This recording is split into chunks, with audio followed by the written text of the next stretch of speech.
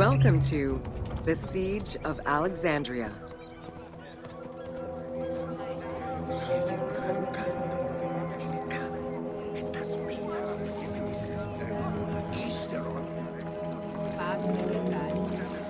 Among the collection of writings attributed to Julius Caesar are his descriptions of the Siege of Alexandria, the Gallic Wars, and the commentaries on the Civil War.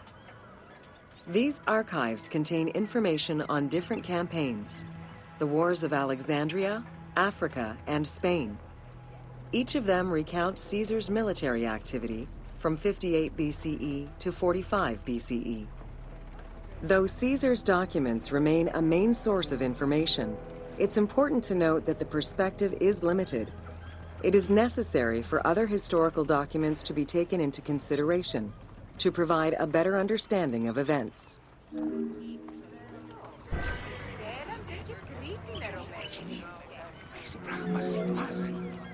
The Siege of Alexandria closely relays the events of the Civil War that led up to the event and describes how Caesar was besieged in the palace of the Ptolemies. Other ancient authors have left equally valuable and sometimes contradictory information.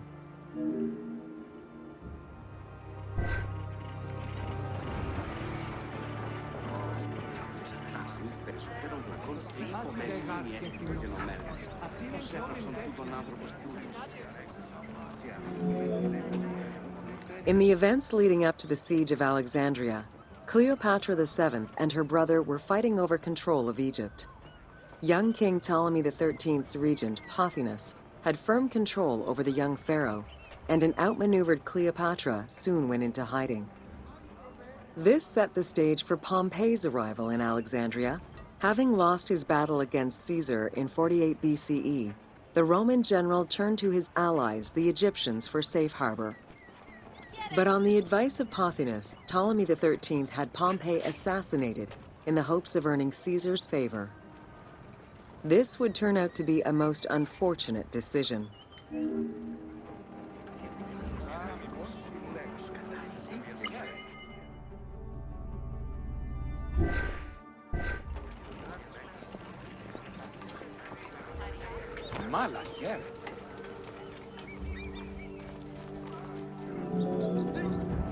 Upon his arrival in Alexandria, Caesar was presented with Pompey's head. The sight of a Roman murdered by Egyptians did not sit well with him. Caesar made his displeasure clear, ordering the return of Cleopatra, and for the siblings to resolve their differences and resume their co-rule of Egypt, as per the will of their father. Neither Pothinus nor Ptolemy XIII wished to accede to this demand. While doing his best to aggravate Caesar, Pothinus secretly plotted against the Roman ruler and sent word for Egyptian general Achilles to bring his 20,000 men to fight on his behalf. While Pothinus plotted against Caesar, Cleopatra made a bold move.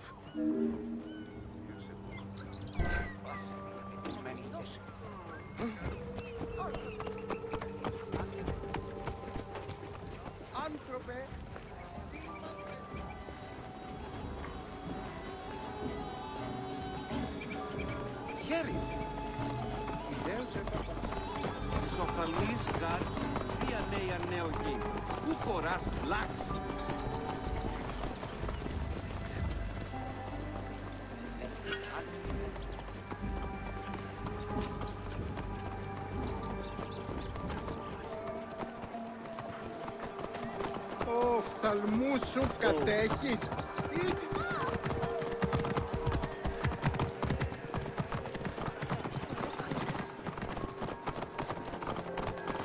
Έσκυνε οφθαλμοί σου έφτης, ο της αμελίας.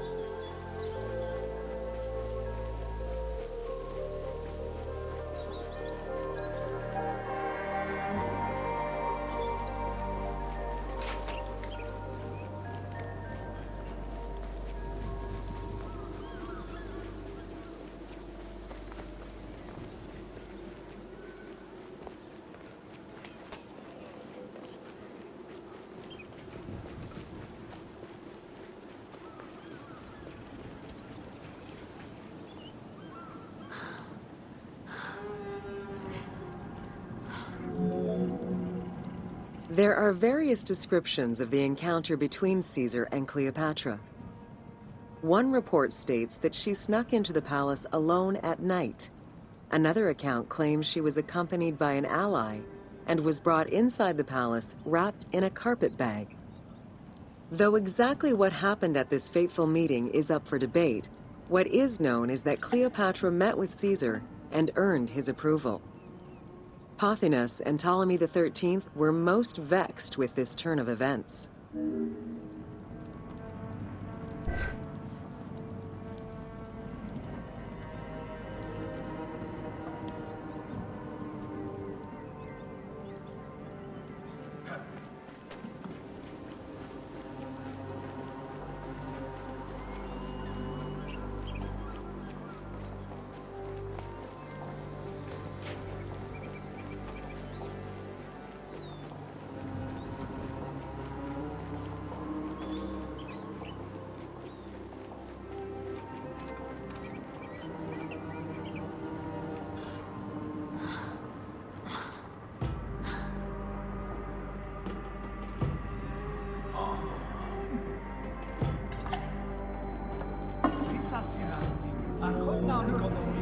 With Cleopatra finally present, Caesar chose to act as mediator between the siblings in the hopes of a peaceful resolution.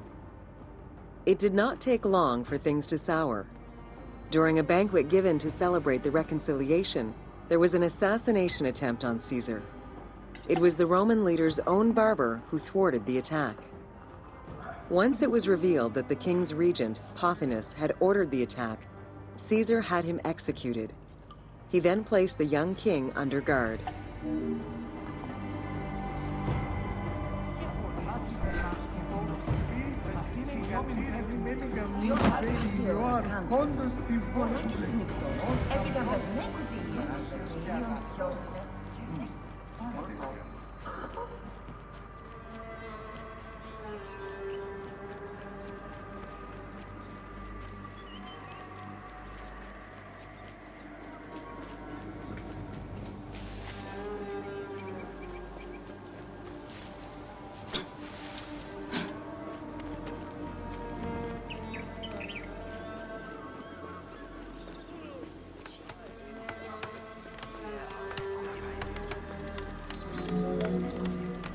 Caught within the palace with roughly 4,000 troops, and with the knowledge that the arrival of enemy forces was imminent, Caesar sent for help from Syria, Rhodes, and Cilicia. He ordered his men to dig a ditch around the palace and build a wall leading to the harbor. This would ensure Caesar's access to the sea.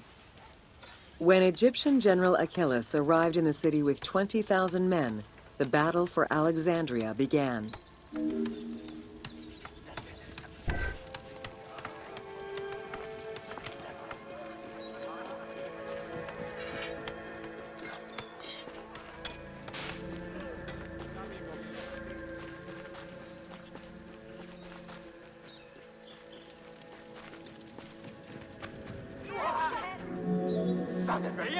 With so few men at his disposal, Caesar could not risk a battle just yet. He sent ambassadors to Achillas in the name of Ptolemy to propose a truce. Knowing that the orders did not come from the young king, and angered by the pharaoh's imprisonment, Achillas had the messengers assassinated. With Caesar confined within the palace, Achillas positioned his troops around the city. Skirmishes broke out throughout the streets of Alexandria and went on for several days and nights. Though they were outnumbered, Caesar's men were able to hold the enemy back. This prompted Achillas's next move: capture the Roman fleet stationed in the harbor.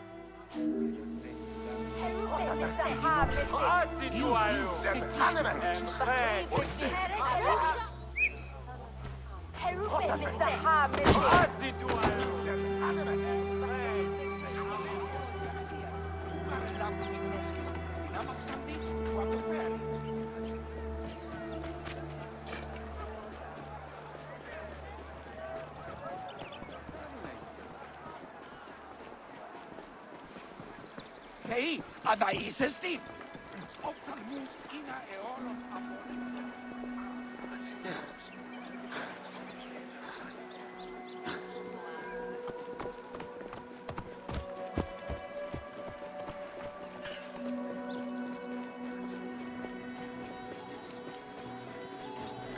διδάσκεσαι Ελλάδας. Τι πω πρώην και εχθές.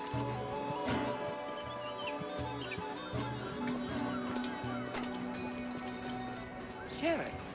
Τι πράττεις?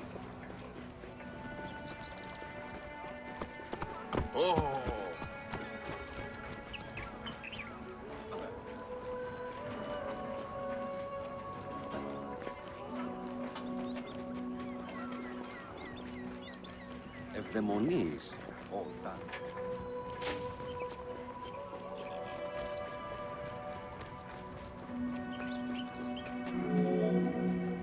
Although the palace offered protection, losing the port meant the end of help and supplies. Caesar knew he had to protect the fleet.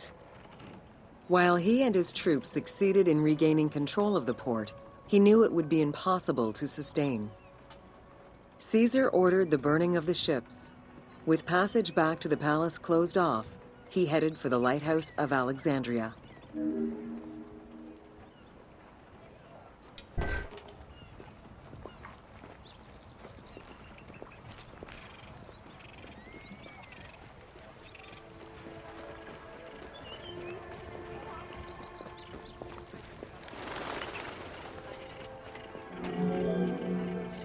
Fighting their way through the Egyptian troops, Caesar and his men eventually reached Pharos Island.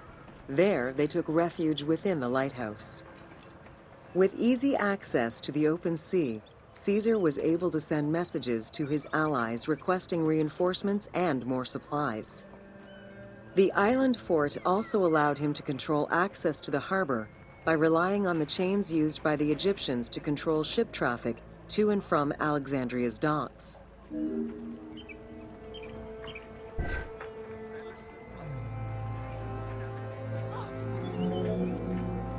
The exact chronology of events during the war in Alexandria remain imprecise. Conflicting accounts raise questions as to when, and even if, the Great Library of Alexandria was burned down at all. One account states that during the fighting, docks and warehouses were burned, and this was the fire that spread to the library.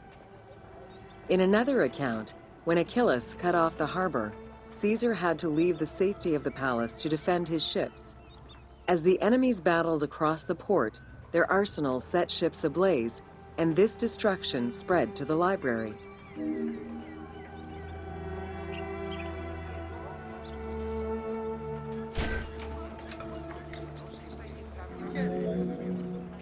In either case, the Great Library was not completely destroyed. Experts point out that its location was too far from the harbor, and much later texts refer to the Great Library as being intact.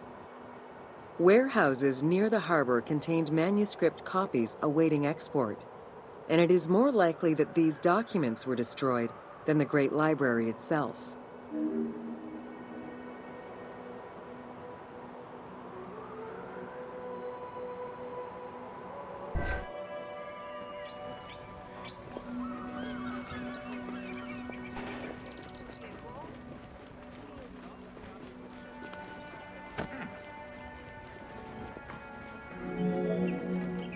The destruction of the Great Library may have been due to a number of fires over the ages. Its end was probably closer to the 4th century CE, when the Christian Emperor Theodosius I ordered the closure of all pagan temples. While some documents survived after being moved away, it remains unclear just what knowledge may have been lost.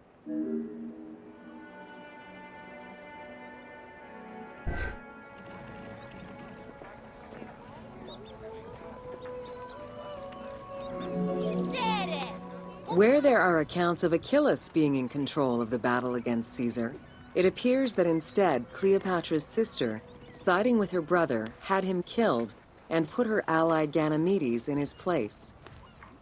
Ganymedes proved a valuable tactician for the Egyptian side. It was his idea to cut Caesar's access to the harbor, thus trapping Caesar at the palace.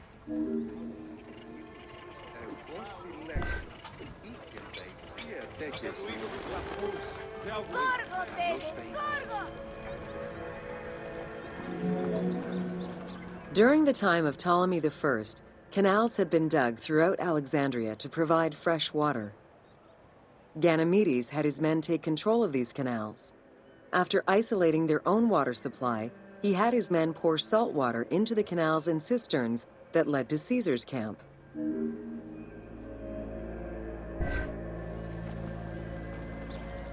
Idiodin! And love me nugi gnostis!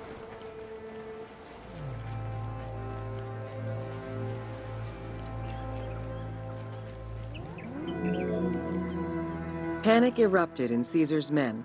They wouldn't last long without fresh water. Recognizing that the porous limestone could help them, Caesar and his men dug wells to restore their water supply.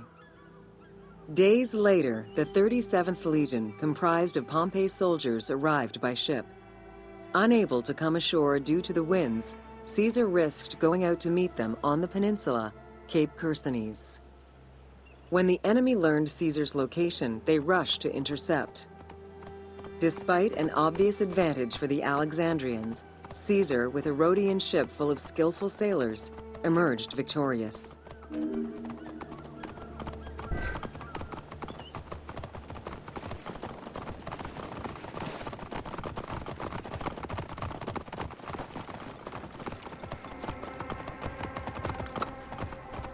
Εσού ελάβνην ούκη γνωσκόμην γε. Γης βέλτιστος. With help from the Allied ships, Caesar's victory enabled him to push the Egyptians back and secure the lighthouse. Gaining control of Pharos Island sent the Alexandrians into the sea and swimming back to the city. However, Caesar's fortification of the island didn't last long. The enemy regrouped and were set to storm the island. Panic-stricken, in spite of Caesar's encouragement, many of his men then fled their posts, either by ship or jumping into the sea.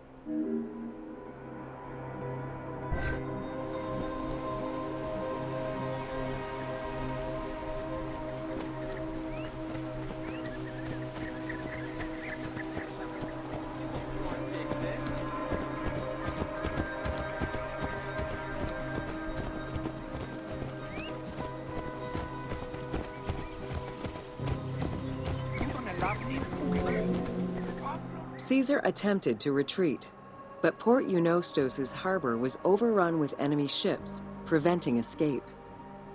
Reportedly, Caesar gathered his papers and leapt overboard in an attempt to swim to an Allied ship farther out.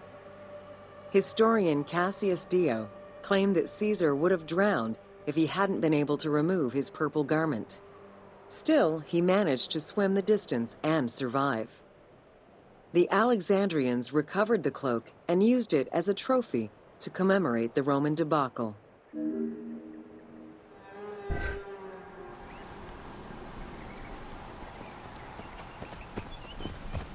Αμελής εσύ. Πού καλάβνεις τις γνώστης.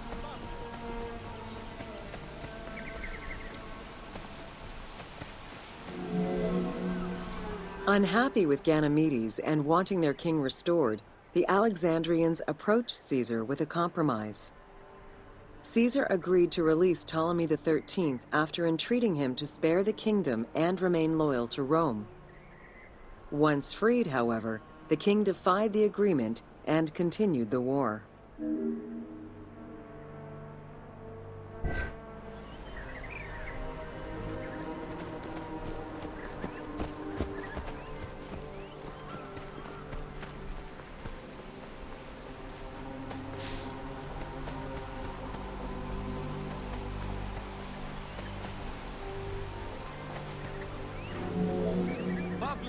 By this time, a faithful ally of Caesar's, Mithridates, arrived in Egypt, clashing with Ptolemy's troops at Pelusium. Outnumbering the enemy, Mithridates secured the region between Pelusium and Alexandria. Ptolemy, warned of Caesar's ally marching on Alexandria, sent his troops to prevent passage over the river. Αμάξα ελάβνης κακίστεο, αμέλησο.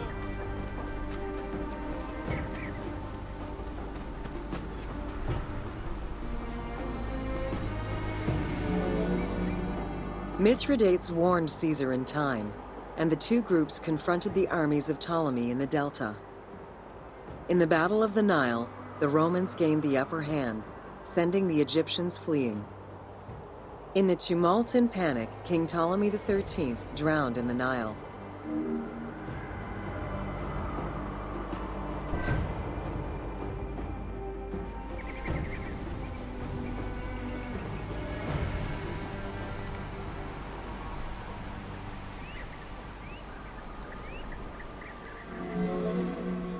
After the siege ended, Cleopatra VII married her younger brother, Ptolemy XIV, enabling her to reign over Egypt until 30 BCE. Under her rule, Alexandria settled into its position within the Roman Empire and eventually surpassed Athens as one of the most important cities in the Roman Empire. Julius Caesar remained in Egypt for a short time. He and Cleopatra would later have a son named Caesarion.